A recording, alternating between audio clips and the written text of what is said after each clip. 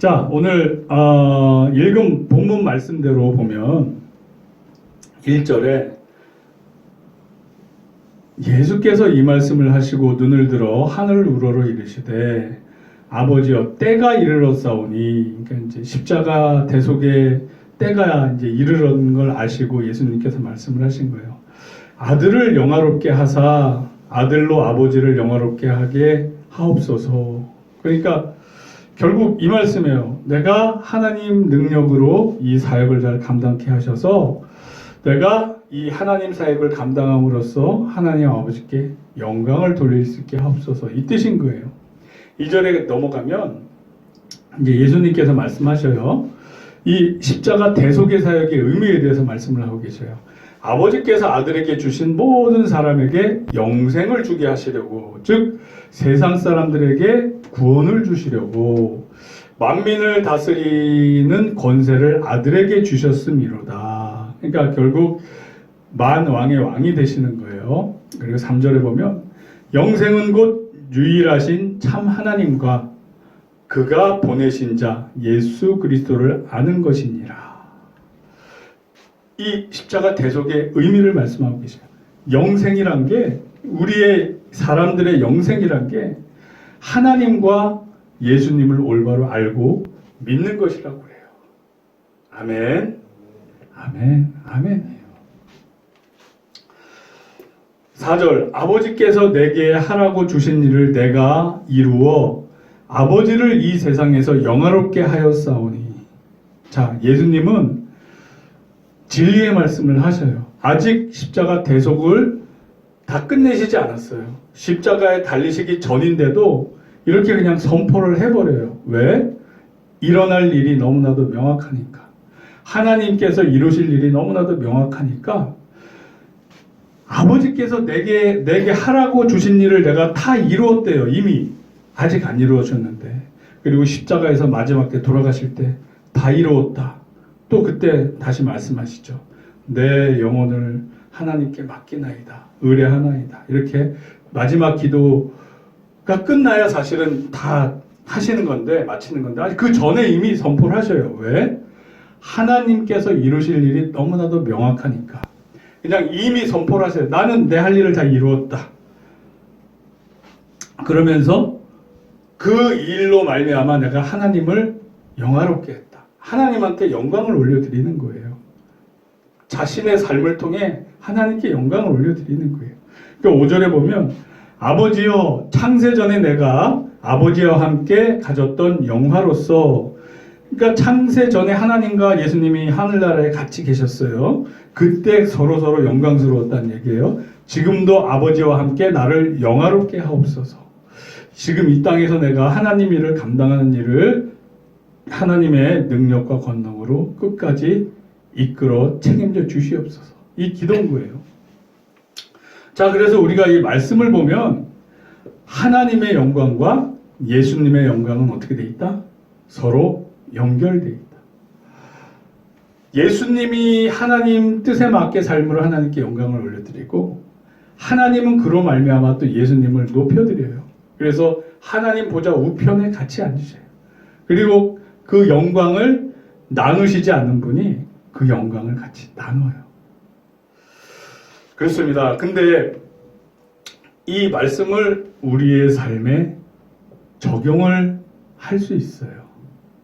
왜냐하면 우리도 하나님의 자녀가 되기 때문에 그래요. 그 말씀을 제가 읽어드릴게요. 로마서 8장 14절로 17절을 보면 무릇 하나님의 영으로 인도함을 받는 사람은 곧 하나님의 아들이라. 우리가 예수님을 믿고 성령님이 내주하셔서 우리의 삶을 인도하시면 우리가 다 하나님의 아들이 돼요.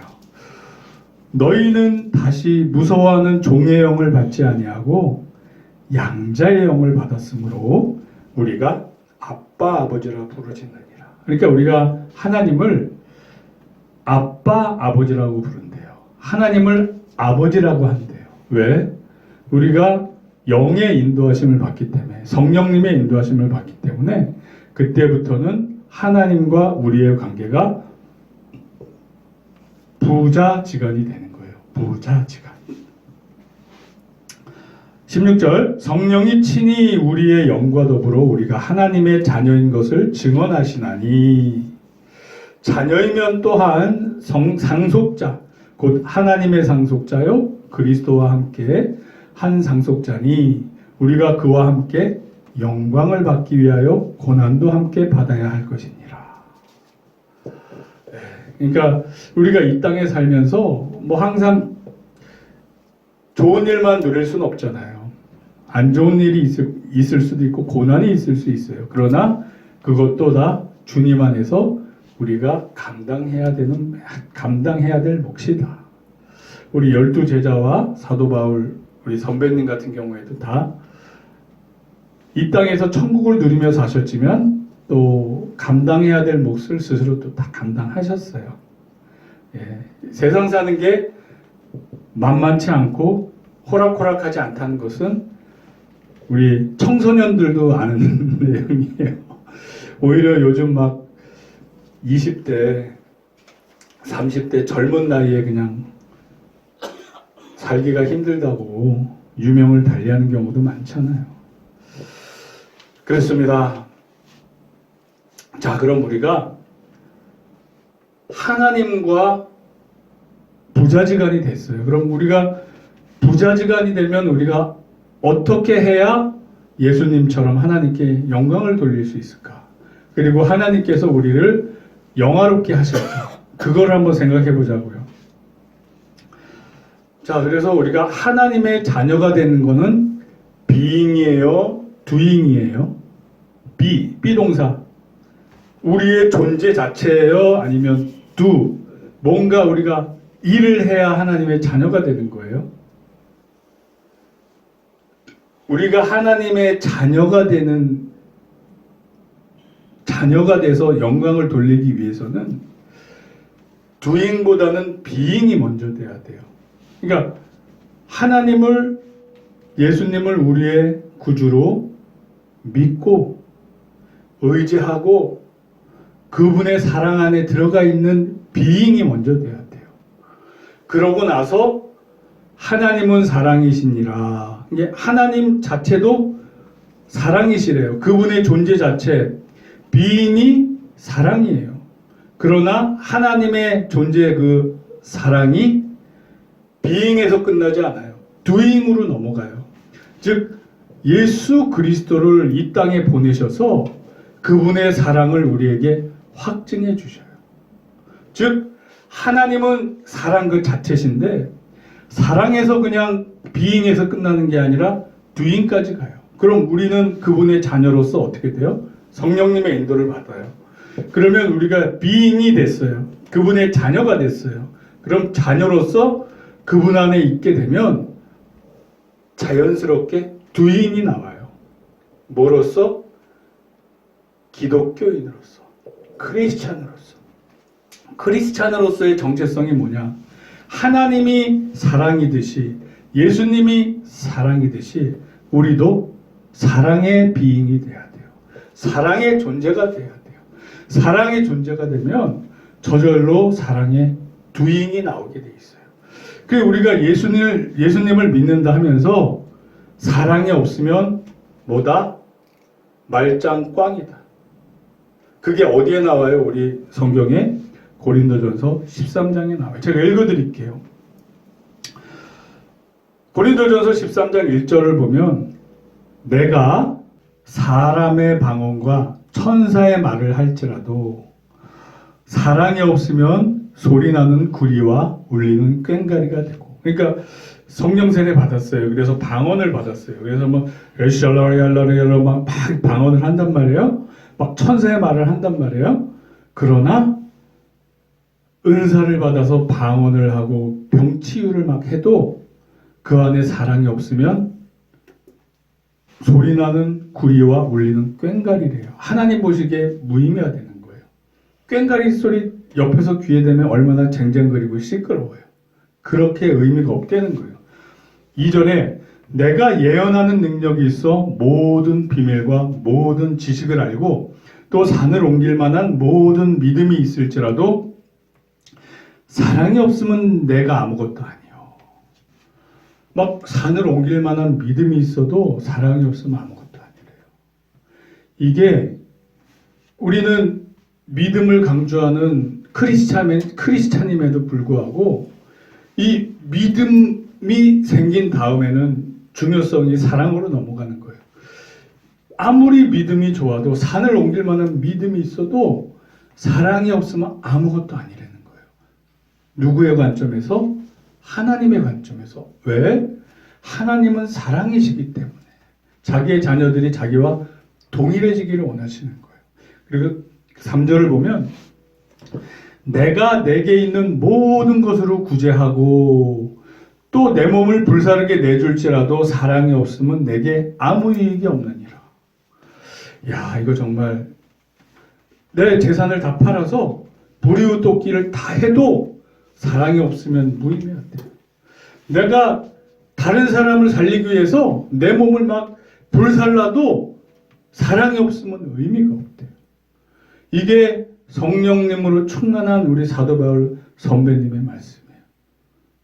이게 왜 그러냐면 예수님께서 그렇게 사랑으로 원수까지 사랑하시다 가셨기 때문에 그래요.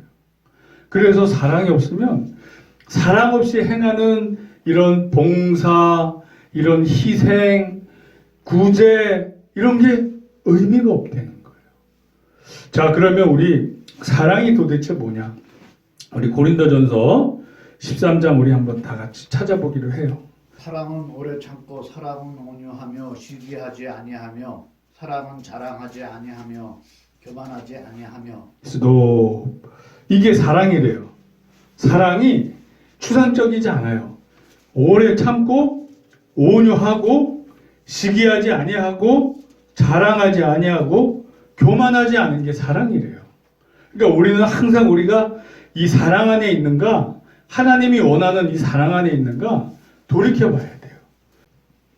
무례히 행하지 아니하며 자기의 유익을 구하지 아니하며 상내지 아니하며 악한 것을 생각하지 아니하며.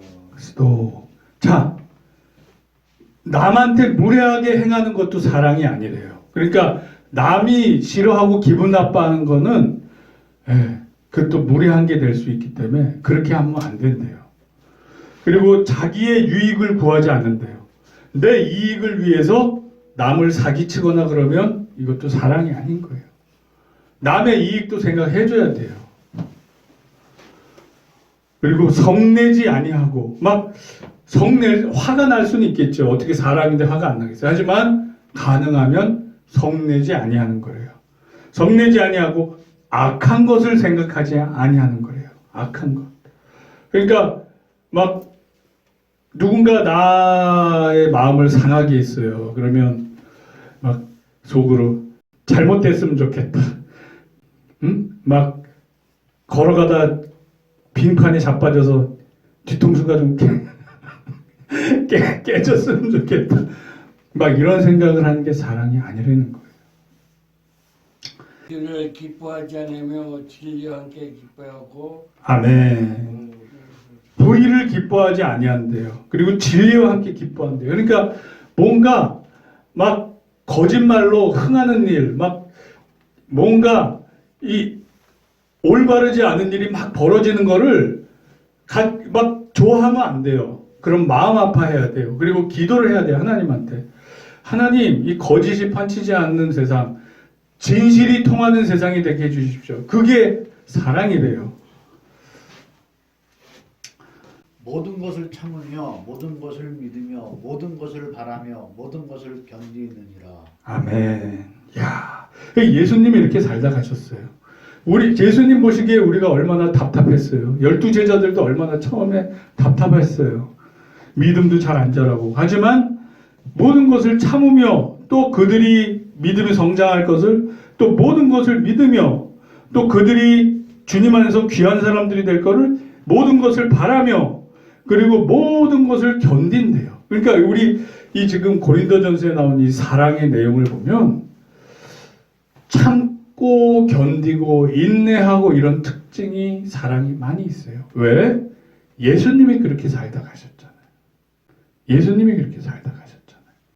이 하나님의 속성이 이래요. 그러니까 하나님이 세상을 바로 멸망시키지 않는 이유가 모든 것을 참고 견디고 마지막 때 심판 내리려고 하나님도 참고 견디고 막 그러고 계신 거예요. 왜? 하나님의 속성이 사랑이시니까. 사랑의 속성이 참고 견디고 이런 게 그 속성 안에 포함되어 있단 말이에요. 그리고 불의를 기뻐하지 않기 때문에 결국 마지막 날에는 죄인은 지옥, 또 예수 믿는 사람은 천국 이렇게 하실 수밖에 없어요. 왜? 그게 바로 사랑이니까. 이게 하나님의 속성이니까. 그렇습니다. 자, 그래서 우리는 하나님 믿는 사람으로서 being이 중요해요. 그러니까 우리가 그분의 사랑 안에 거함으로써 우리도 존재 자체가 사랑이 돼야 돼요. 그러다 보면 나중에 doing으로 넘어가요.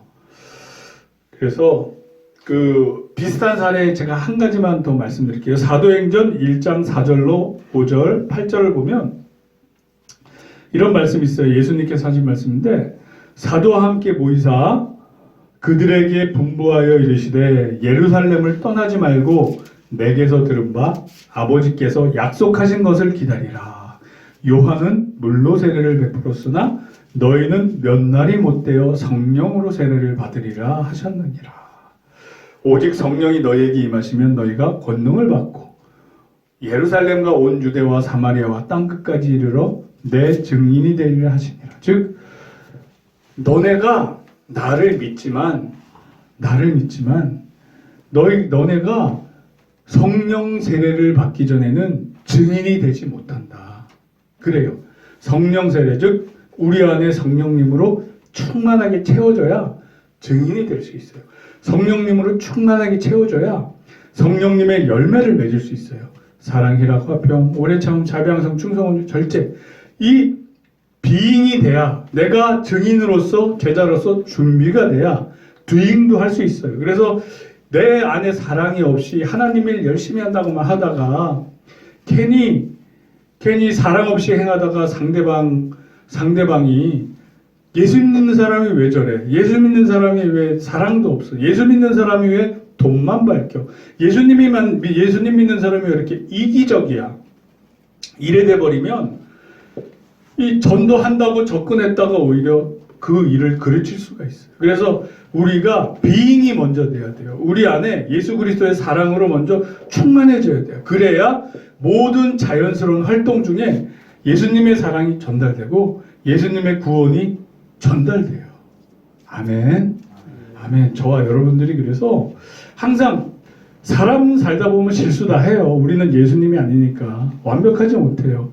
그렇지만 우리가 항상 예수님 안에 being, 예수님 안에 그분의 말씀과 뜻 안에 있으려고 애쓰고 노력하다 보면 그러다 보면 점점 우리가 예수님 닮아지는 being이 되고 그러다 보면 자연스럽게 doing도 된다. being도 되기 전에 doing을 막 하다 보면 막 싸움 나요. 왜? 내 안에 사랑이 없는데 괜히 전도하다가 말싸움이나 나고 의견 충돌이나 나고 오히려 상대방 예수님 믿을 똥 말똥 하는 사람 아예 그냥 떠나보내게 할 수도 있어요. 그래서 우리가 이런 비잉이 예수님의 비잉으로 준비가 돼야 된다. 자, 우리 결론은 요한복음 15장 4절로 결론을 내도록 하겠습니다. 내 안에 거하라 나도 너희 안에 거하리라. 가지가 포도나무에 붙어있지 아니하면 스스로 열매를 맺을 수 없음같이 너희도 내 안에 있지 아니하면 그리하리라. 그러니까 우리가 예수님에 탁 붙어있을 때 그 안에 존재하는 비잉이 될 때 우리의 삶을 통해 하나님께 영광 돌릴 수 있고 나중에 하나님이 또 우리를 영화롭게 높여주셔요. 천국으로 인도해 주셔요. 그러한 축복받는 저와 우리 진리와 사랑교회 모든 성도님들 되기를 예수 그리스도 이름으로 축원합니다. 아멘. 아멘.